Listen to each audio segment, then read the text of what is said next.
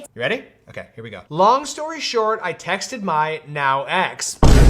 Shocker. Long story short, I texted my now ex-boyfriend that same day to tell him I really needed to call him and talk things out. He told me he couldn't since he had just left to finish off the night with his family, which I understood. So I told him that I needed to call and talk to him that next day. He said he would try. What do you mean said he would try? Just pick up the phone, you dingus. That day comes around and I gave him a reminder to call me, and he said he would after he ate breakfast. Then he texted me saying he was going out with friends in 10 minutes, so he blew me off then. Dude, this guy is avoiding you. He is so guilty. Ugh. But I love how I know that you break up with him, so it makes me like be able to tolerate this a bit more. Yeah.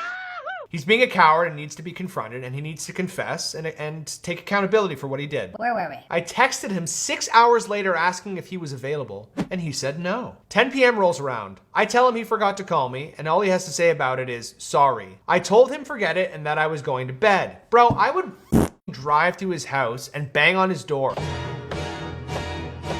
And if he wasn't there, I'd wait there until he got back. That's just me though. I'm a little crazy. I'm a crazy. The next day I told him he blew me off. I can't attach screenshots on this computer since I don't have access to the texts, but I will type out the conversation here. It went out something like this. Hey, you kind of blew me off yesterday. What? How? Be so for real. What, dude? I gave you a day's notice. I wanted to call because you aren't available all week. You said you'd call after you ate, then immediately said you were leaving, which there's no communication at all. Then later you kept calling me, telling me you would, but never did. I get you're busy, but you really gotta communicate. You kept saying you'd try, but not at one point did you say you couldn't call. Ugh, you're making such a big deal out of all of this. Big deal? Scene. Like my acting? It's pretty good, huh? Not bad, not bad, not bad.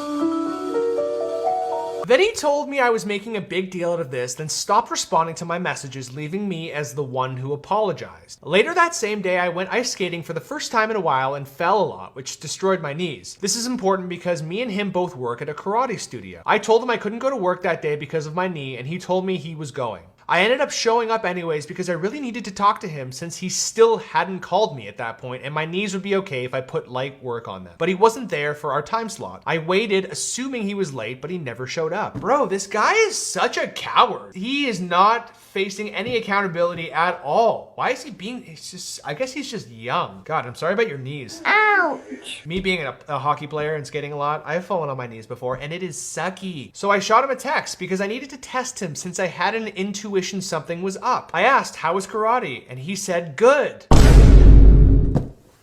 Bro, this guy is full of shiza. He lied right to my face because he never showed up in the first place. I called him out for his bullshiza and he acted stupid about it. I told him he needed to tell me what the hell was going on or it's over. He told me things have changed and he doesn't care much in the relationship like I do. So he broke it off before I could. Over text.